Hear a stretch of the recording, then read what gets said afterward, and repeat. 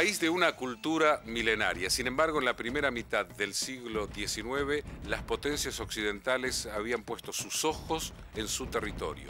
Tal vez no dominarlo totalmente, pero sí lograr de un débil gobierno imperial tener algunas ventajas. Naciones más favorecidas, podría ser el término, para poder comerciar y tener sus ganancias. Después de la lamentable guerra del opio, China había quedado a los pies de los occidentales. Napoleón había dicho: el día que China despierte, el mundo temblará. U otros, británicos, decían: China es un gigante dormido. Y el otro le respondió: dejen que siga durmiendo. Pero China ha despertado.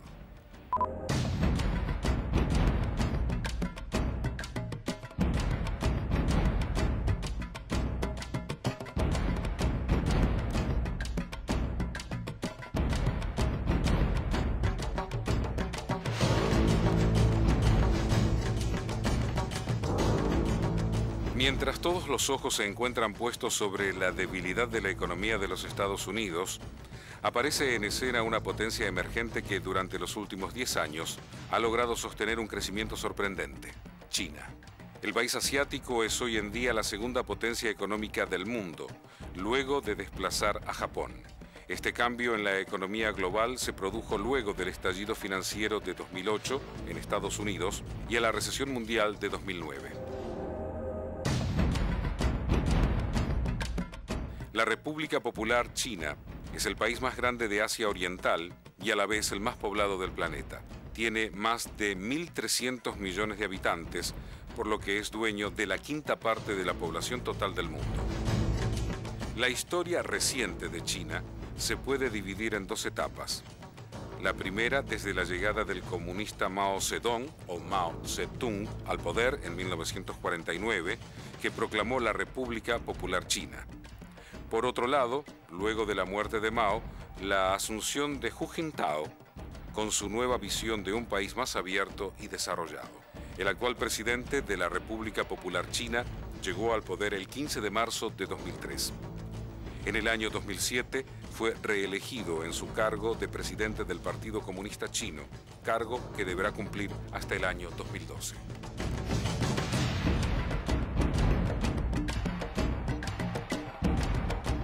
Se destaca su política de mano dura y la falta de libertades políticas y sociales de su gobierno.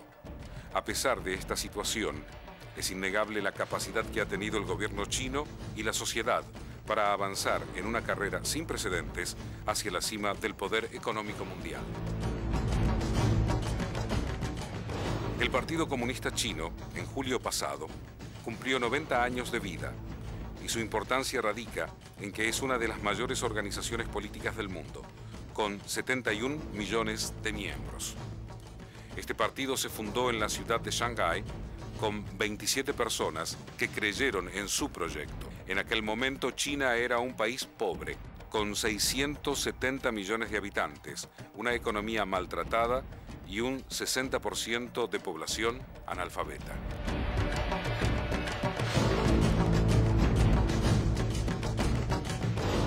A comienzos del siglo XX, la industria china era inexistente y Japón tenía el triple del Producto Bruto Interno.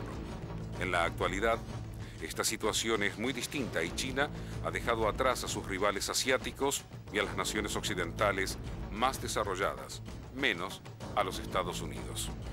Esto está cambiando rápidamente, todavía está lejos de poder compararse en muchos aspectos con los Estados Unidos, pero yo soy de los que creen que en 2-3 décadas, digamos, China no va a estar demasiado lejos de la primera potencia del mundo. En 2005, y según los datos del Banco Mundial, el Producto Bruto Interno de China creció un 10% y sacó a Francia del quinto lugar. En 2007, el país asiático dio otro golpe contra Alemania, superándola en el número del Producto Bruto Interno, con 3.380 millones de dólares contra 3.320 millones de la potencia europea. En 2010, todos los analistas aseguraban que China se quedaría por mucho tiempo en el segundo lugar en la economía mundial, ya que su crecimiento anual fue del 10% contra solo el 3% de Japón, su rival directo. Este posicionamiento se afirmó luego de los trágicos sucesos ocurridos en Japón. El pasado 11 de marzo, cuando sufrió las consecuencias del terrible terremoto y tsunami que arrasaron con gran parte de la población japonesa y produjeron enormes pérdidas económicas.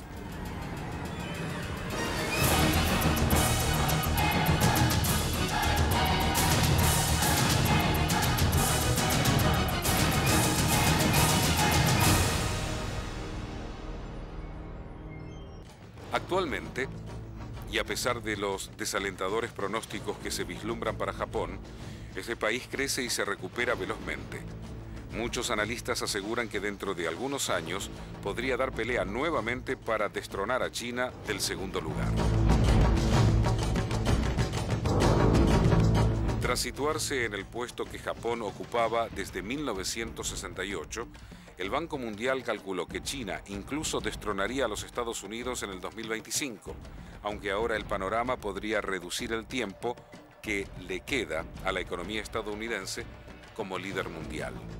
Le falta mucho todavía, le falta en primer lugar lo que ya tiene India, que es el haber cruzado el obstáculo de no ser un país democrático.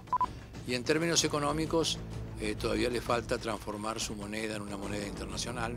No es moneda internacional, va camino a hacerlo, pero tienen que ordenar su mercado de capitales y lograr la libertad de cambios, la libertad en materia de transferencia monetaria, cosa que todavía no han alcanzado. Más allá de los grandes avances chinos en materia económica y apertura de mercados, su problema social sigue siendo una traba para posicionarse aún mejor. El número de ciudadanos chinos sigue siendo el problema, ya que la política de un hijo único no ha funcionado como se esperaba, y actualmente hay muchas adolescentes que tienen hijos, por lo que se sigue debatiendo la falta de educación sexual existente en China. Además, el país pelea contra la inflación que continúa en alza. Los precios subieron durante el mes de julio un 7%. Entre los más importantes se encuentran los alimentos. Por eso el régimen comunista fijó como prioridad la contención de los precios para evitar una protesta social como la de los indignados en España y otros países del mundo. Otra medida importante que tomó el gobierno de Hu Jintao en los últimos meses fue la implementación de un nuevo plan quinquenal. Este plan fue diseñado por el Partido Comunista Chino para mejorar la economía del país. Uno de los objetivos se conoce como la doctrina armoniosa, plan para corregir las grandes diferencias que existen entre los ingresos de los ciudadanos del campo y la ciudad, y así crear un ambiente seguro de estabilidad social.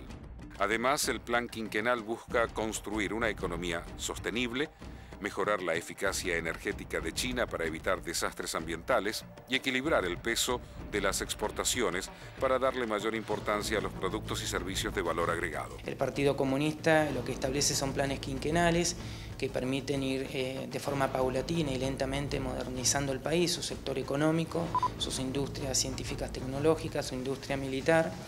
Y lógicamente iniciar un proceso, este proceso de reforma fue acompañado por un alto crecimiento económico donde una masa poblacional tan amplia, motorizó, digamos, el sector de la economía. Claro que China no solamente tiene pensado ser una potencia económica, sino que está llevando a cabo nuevas políticas militares. Durante el mes de agosto, el gobierno de Hu Jintao probó su primer portaaviones como proyecto de consolidación de su programa de seguridad, ya que debe afrontar mayores responsabilidades para ser la primera potencia mundial, aunque todavía le queda mucho por hacer. En términos militares, hay un gran camino por delante. China debe resolver también su situación a nivel regional, principalmente con los países de la ASEAN, donde tiene algunas diferencias en términos limítrofes. Con lo cual me parece que el principal objetivo que tiene China en el futuro es crecer de forma armoniosa, no tener conflictos armados, no generarlos, no enfrentarse con los Estados Unidos solamente en ciertos ámbitos donde sus intereses se vean afectados y por sobre todas las cosas apuntar a estos objetivos, es decir, el desarrollo de su sociedad, pero también ir viendo cómo solucionar los temas medioambientales, los temas sociales que tanto le preocupan. Las nuevas medidas de seguridad y avances tecnológicos en armamento militar generan temor y llaman la atención en Europa y los Estados Unidos. Muchos analistas sospechan que las ambiciones navales que tiene China esconderían sus reiterados reclamos sobre el territorio de Taiwán, que desde hace muchos años demanda como propio. A su vez, Taiwán, es decir, la China nacionalista, ha aumentado la producción de misiles capaces de atacar portaaviones en el mar. En los últimos meses, la República Popular China agudizó sus disputas con Japón, Filipinas, Vietnam y endureció sus cruces con Corea del Sur.